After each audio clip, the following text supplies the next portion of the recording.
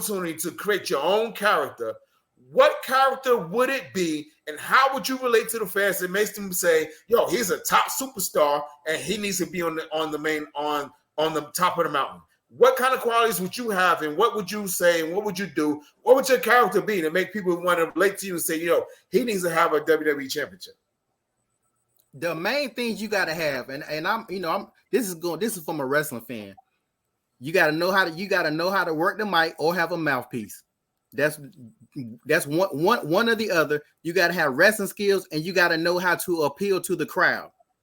Those it ain't no ifs, ands, or buts about it. Those are the three things. We have seen a lot of wrestlers who aren't that great, but they know how to work the crowd and they know how to do everything else. And look at Stone Cold.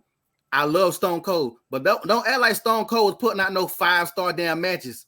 Let's not act like WCW 1994. Yeah, okay, yeah. Let's go way back. Stop. I mean, Stone he was until he didn't have to be. Stone Cold. I didn't say what he was back then. I said Stone Cold Steve Austin. Let's be honest. Have to be the great word. Let's be honest.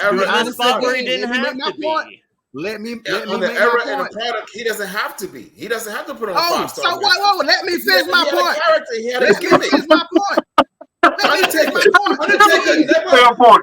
could not go in and put on a 5-star match. But if you hear that dog, no.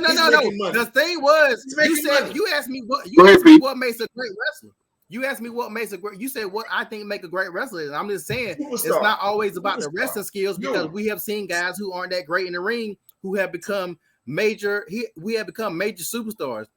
At the end of the day, it's all about who WWE is going to decide to push.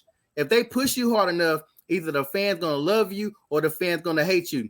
The same way they push it, they gave Jey Uso. They seen the fans look at how when everybody was all on LA Knight and they wouldn't push him just yet.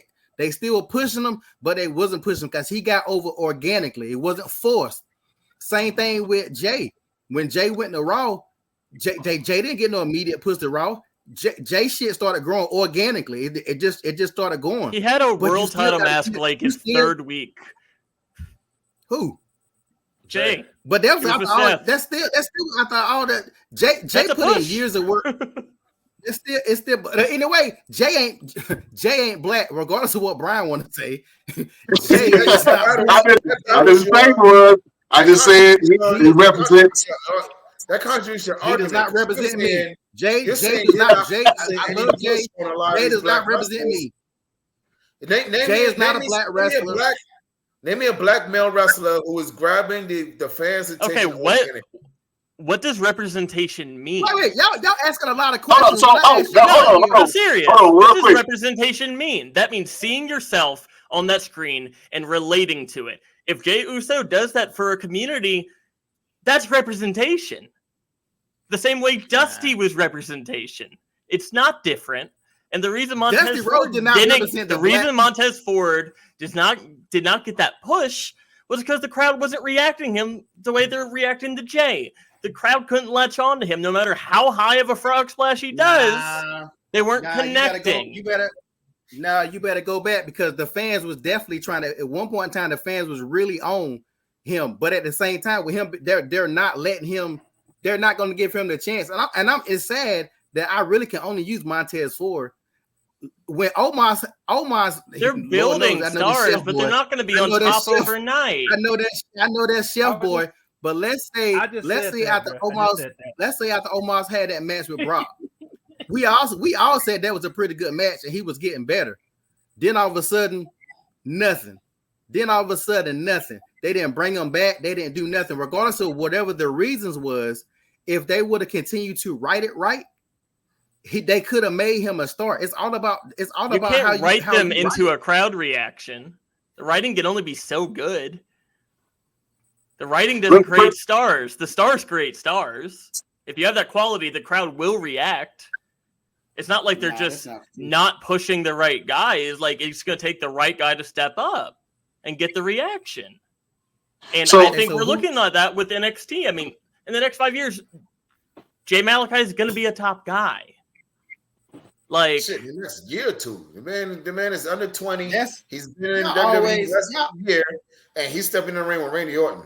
How many guys have you seen that's getting pulled from the fucking NXT so fast to something to that extent? And Randy Orton is a top guy. He's been a top guy for the last 15, 20 years. And he's stepping in the ring with Randy Orton. Y'all always on that NXT stuff. How many people came on NXT? The longer we've been doing this show. And Brian is always, they're gonna be. How if we started counting down how many people, and Brian does it to anybody come to NXT, right? Every female, she about to be, he about to be, he about to be, and ain't none of them done shit. You can't say that. You can't say that. We weren't doing the show when Bianca came out there. All right, so we're talking about representation, right? And we're talking about black male representation because there was a point online, and we didn't bring up this topic, but this was a topic online about there not being any black male stars on a pay-per-view within the last couple of weeks or the last couple of events. Now, the argument is that NXT is definitely building black male stars and stars of every culture. And I think that this conversation is good to have, and it's healthy because we're talking about representation of anything. Christian, do you look for any type of representation whenever you're watching something? I know that you're a white male, but I know you have a background in the makeup as well. Do you look for some people that look like you or talk like you, that not just being on the outside, but some people that have a reverence for? I mean, of course, like that. I think with every culture, like that is so important to see yourself in that person. But I think what's hard about it is AEW just had Swerve on top. So everyone is very aware of like, well, wait, what does WWE have? Like, and of course, like they don't. But representation just for representation, I think, is not okay. Like, you should have these guys in positions to succeed. You should absolutely do that. But the crowd has to be reacting, and NXT is doing a great job of building guys who are going to be on TV. And to say that Carmelo Hayes isn't going to be a star is crazy. That's nuts. He was on top in NXT. Superstar? Give him 3 years. Come on, dude. He's like in his early 20s. Cody Rhodes is in his 40s. Roman Reigns is in his 40s. Seth Rollins is in his 40s. Damian Priest is in his 40s. These are 20-year-olds. Give them time. I think from the LP and a lot of the fans that he's talking about from a TikTok standpoint is that they want it now. And the problem with getting it now is that when you get it now, and then you sit back and like, okay, well, now what are you going to do? What else do you have for me? And then when you don't give them anything else, then they start shitting on it. Let's be straight up. They start shitting on it. If everything has a build-up, like Roman Reigns, he came in, everybody was like, yo, change him. Change him. Change him. Change him. Turn him heel. Change him. They waited. Then when they gave it to him, we don't care anymore. Well, we don't want him there. No. Okay, I like it now. Blah, blah, blah. Then he leaves, he comes back, and everybody's like, oh shit, okay, I like this. I like this version. I like this, I like that. Everything is a build-up. No one can really, I have not seen anybody except for, and I hate this fucking guy, but I gotta give him some credit, Joe Hendry.